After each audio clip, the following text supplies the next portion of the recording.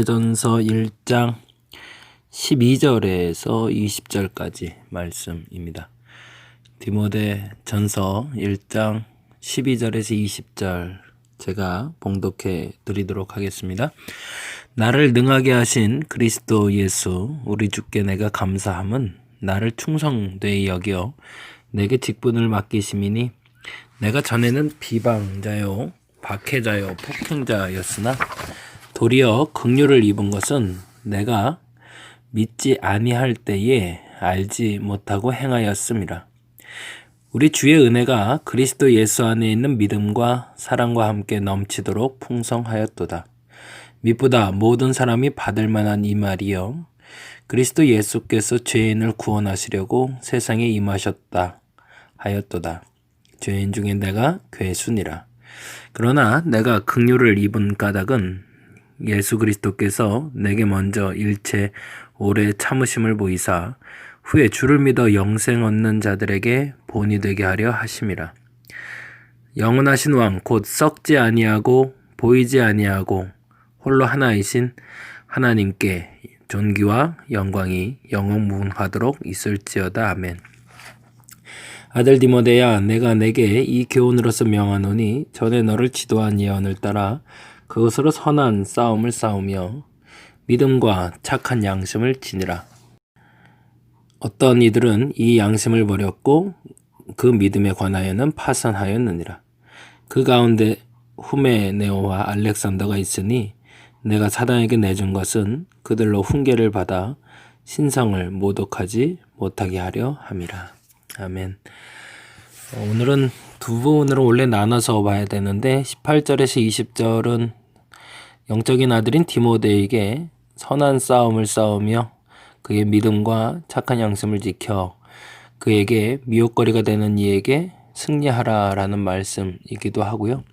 12절에서 17절까지 말씀은 사도 바울의 믿음의 고백, 간증이라고 볼 수 있는데 사실은 이 두 가지가 같이 연결되고 있어서 같이 좀 보려고 합니다. 오늘 본문에 보면 이런 말씀이 있어요. 나를 능하게 하신 그리스도 예수 우리 주께 감사한다 라는 표현이 12절에 나오는데요. 능하게 하신에 동그라미를 좀 해놓고 시작을 해보죠. 나로 가능하게 하신, 나로 할 수 있게 하신 으로 해석을 하면 더 좋을 것 같아요. 나로 지금 이 일을 하게 하신, 이 일을 가능하게 하신 예수님께 감사한대요. 그런데 이 일을 가능하게 하신 방법이 뭐였냐면 주께서 긍휼을 베푸셨다라는 겁니다. 그것이 13절에 이렇게 표현됩니다. 내가 전에는 비방자요 박해자요 폭행자였으나 도리어 긍휼을 입은 것은 이라고 되어 있죠. 내가 지금 이 일을 가능한 이유는 주께서 비방자였고 박해자였고 폭행자였던 나를 긍휼히 여기셨다. 다른 말로 말하면 불쌍히 여겨 주셨다는 거거든요. 만일에 그분이 나를 불쌍히 여기지 아니하셨다면 나는 지금 이 일이 가능하지 않았다라는 표현이 되는 거죠. 그러면 사도 바울을 왜 긍휼히 여기셨을까? 그것은 그가 비방자고 박해자고 폭행자였기 때문이 아니고요. 그 다음 절 13절 하반절에 이렇게 기록된 것을 우린 주목할 필요가 있습니다. 그 말의 뜻은 내가 믿지 아니할 때에 알지 못하고 행하였음이라 라는 겁니다. 거기다가 두 줄로 딱딱 쳐줬으면 좋겠어요. 사실은 내가 이 일이 가능한 이유는 비방자요 박해자요 폭행자였던 죄인이었는데 긍휼을 입었다가 아니라 죄인이 구원받았다? 이 말은 우리가 그리스도인으로 참 많이 들었지만 그러나 그 죄인이 구원받았을 때의 전제가 있다는 거예요. 그 죄인이 구원받을 때의 전제는 알지 못하고 행하였던 죄에 대한 전제가 됩니다. 그건 무슨 말일까요? 알지 못하고 행한 것은 하나님 앞에 죄가 되긴 하지만 긍휼을 여길 수 있는 전제가 되지만 알고 지은 죄에 대해서는 긍휼을 입지 못한다는 거죠. 어찌 보면 바울의 이러한 태도는 그리스도인이 되기 이전에 하나님 편에서 볼 때는 심판의 대상이 아니라 오히려 동정의 대상이었다는 겁니다. 이 말의 뜻이 저와 여러분에게 온전히 이해되었으면 좋겠습니다. 죄를 짓는 사람들이 많아요. 말로, 행동으로 자녀들 앞에서 혹은 부모들에게 혹은 목사님과 성도들에게 혹은 세상에 수많은 죄를 짓는 사람들이 있어요. 그런데 그 죄 짓는 사람 중에 그 죄를 알지 못하고 짓는 이들은 하나님의 긍휼히 여겨주실 겁니다. 오히려 동정의 대상이 될 거고 심판의 대상이 되지 않을 겁니다. 이유는 그들이 비방하고 박해하고 폭행자였던 사도 바울처럼 악한 행동을 하고 있지만 그것은 알고서 한 죄가 아니기 때문이에요. 그것은 심판의 대상이 아니라 동정의 대상이 될 수 있습니다. 그 은혜를 가능하게 경험한 것이 사도 바울의 믿음의 고백이었다는 거죠. 그래서 사도 바울은 다시 한번 강조해서 이렇게 얘기합니다. 15절에 밑보다 모든 사람이 받을 만한 이 말이에요. 그러면 이 모든 사람은 누굴 전제할까요?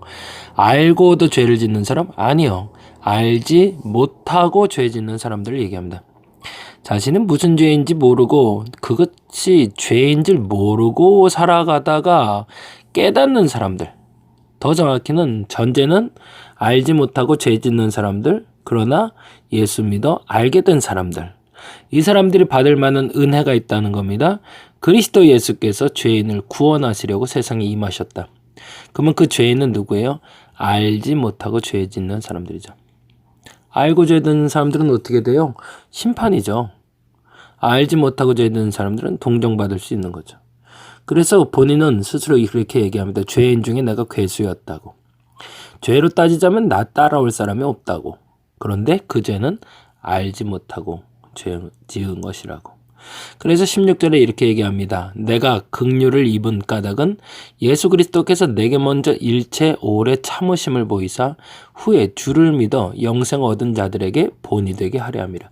예수 믿기 전에 어떤 죄를 지었는지는 상관없다가 아니라 예수 믿기 전에 알지 못하고 어떤 죄를 지었던 한들 예수 그리스도 안에서 회복된다면 불쌍히 여김을 받을 수 있다는 겁니다. 그래서 그 죄인은 구원받을 수 있다가 전제예요. 그러면 순서를 이렇게 정해야 되겠죠. 첫째는 나는 죄인이에요. 근데 어떤 죄인이냐면 알지 못하고 지은 죄인이에요. 그것을 죄인 줄 알았으면 안 할 수 있었어요. 근데 몰랐기 때문에 죄 짓고 살았던 거죠. 그 사람은 어떻게 된다? 긍휼함을 얻을 수 있다. 긍휼히 여김을 받을 수 있다. 주께 불쌍히 여김을 동정받을 수 있다. 그런데 그가 죄인인데 알고서 지은 죄인이다. 그러면 어떻게 되는 거죠? 심판대로 가는 거죠. 이 말이 저와 여러분에게 분명해지고 인정되어지길 바랍니다. 예수 믿는 사람들은 다 죄인이에요. 예수 믿기 전에도 죄인이었고 지금도 죄인입니다. 그런데 예수 믿고 난 다음엔 달라져야 될 건 뭐냐면 알고 짓는 죄는 최소한 없어야 된다는 겁니다. 예수 믿고 있는데 또 몰라서 지는 죄들이 물론 있을 수 있어요.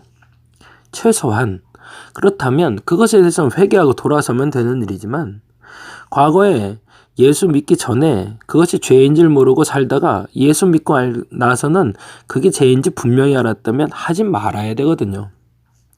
근데 그 일을 반복하고 있으면 그건 예수 믿은 게 아니죠. 사함받은 것도 아니고 예수님 앞에 온전히 동정의 대상이 돼서 구원받을 사람이 아니라 이제는 심판대 위에 서야 될 사람이 되는 거죠.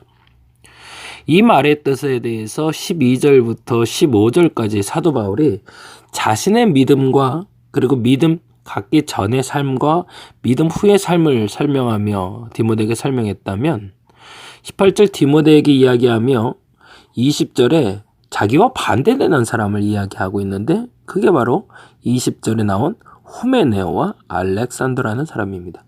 그들이 어떤 죄를 지었는지 어떤 상황이었는지 정확히는 알 수 없지만 오늘 본문에서 분명히 알 수 있는 것은 후메네오와 알렉산더가 사단에게 내어준 바 되었다는 겁니다. 그 말은 뭘까요?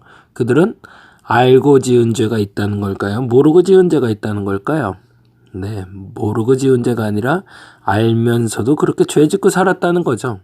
그러니 결국에 그들은 사단의 먹이가 된 것이고 그것은 곧 하나님의 심판대 위로 서는 것이다 라고 설명하고 있는 거죠. 그러자면 어떻게 해야 될까? 사도 바울처럼 알고 짓는 죄가 이제 더 이상 없으려고 노력하고 알지 못하는 죄에 대해서는 회개하고 돌아서려면 어떻게 해야 될까? 그 기준이 되는 것이 바로 19절이 됩니다. 19절 볼까요? 믿음과 착한 양심을 가지라. 어떤 이들은 이 양심을 버렸고 그 믿음에 관하여 파선하였느니라. 자, 그러면은 두 가지를 우리는 가지게 된다면 알고 짓는 죄에 대해서는 최소화할 수 있고 모르는 죄에 대해서는 돌아설 수 있겠죠. 그러면 모르는 죄에 대해서는 구원받을 수 있는 건 뭘까요? 믿음이겠죠. 알고 짓는 죄가 없이 하려면 뭐가 필요할까요? 착한 양심이 필요하겠죠. 자, 그러면 오늘 본문은 이렇게 정리할 수 있을 것 같습니다. 우리 모두는 하나님 앞에 긍휼함을 받을 수 있습니다. 어떤 사람들이? 알지 못하고 죄 지은 사람들이. 그러면 우리는 어떻게 살아야 될까요? 믿음과 착한 양심을 가져야 됩니다. 왜? 믿음이란 알지 못하고 지은 죄에 대해서 용서받을 수 있는 통로가 되니까. 그러면 착한 양심은 알고도 짓는 죄를 최소한 더 이상은 하지 않으려는 통로가 되기 때문이라는 거죠. 저와 여러분에게 이 통로가 온전해지기를 간절히 바랍니다. 교회가 욕을 먹어도 이렇게 욕먹을 때가 있었을까 싶을 정도로 세상 앞에 고개를 들고 다닐 수가 없습니다. 어제 하루 동안 만난 사람들도 많지도 않았지만 몇몇 사람을 만나면 얼마나 창피했던지, 정말로 내가 지금까지 예수 믿고 그리고 신앙생활 한 시간에 비해서 무너지는 시간이 이렇게 한순간이구나라는 걸 처절하게 느낀 하루였던 것 같습니다. 이제 예배도 비대면으로 모두가 다 해야 된다고? 다행인지 불행인지 저희는 주일부터 이제는 비대면으로 하고 있는데, 너무 속상한 건 우리에게 두 가지 통로가 막혀 있다는 거죠. 첫째는 알지 못하고 짓는 죄에 대해서 긍휼함을 얻을 수 있는 믿음도 없고, 아는 죄를 반복해서 짓는 착한 양심도 없는 그리스도인으로 살아가고 있지는 않은가.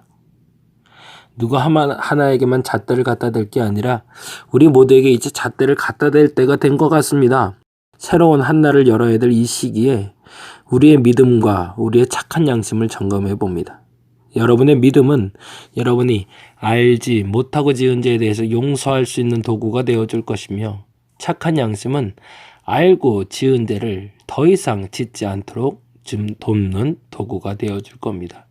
오늘은 그렇게 기도해 볼까요? 하나님, 내게 그 믿음을 달라고. 그래서 더 이상은 모르는 죄 때문에 고통받지 말게 해달라고. 착한 양심을 달라고. 더 이상은 알고도 죄 짓지 않게 해달라고. 그래서 후메네와 알렉산더가 아니라 사도 바울과 같이 살아갈 수 있는 저와 여러분 되시기를 간절히 바랍니다. 기도하겠습니다. 그리스도 안에서 내가 믿음을 갖길 원합니다. 알면서 지은 죄가 너무 많아서, 그래서 하나님 앞에 온전히 고백하기 위해는 선한 양심이 필요하며, 알지 못하고 지은 죄에 대해서 용서받기 위해서는 온전한 그리스도를 향한 믿음이 필요하오니 내게 그 믿음을 세워주시고 선한 양심을 세워주옵소서. 교회가 욕을 먹어도 마땅한 행동들을 했고, 더 이상 욕을 먹지 않으려면 지금부터라도 다시 다잡고 선한 양심과 믿음을 가져야겠습니다. 우리 개개인에게 그 선한 양심과 믿음을 허락하여 주옵시고, 무엇보다도 교계의 지도자들, 그리고 지금 이 땅에 있는 모든 교회들에게 그 선한 양심과 믿음에 파산한 후메네오 같이 되지 않는 믿음, 알렉산더 같이 되지 않는 믿음, 바울과 같은 믿음, 디모데와 같은 믿음을 허락하여 주시옵소서. 감사합니다. 고마우신 예수님 이름으로 기도드렸습니다.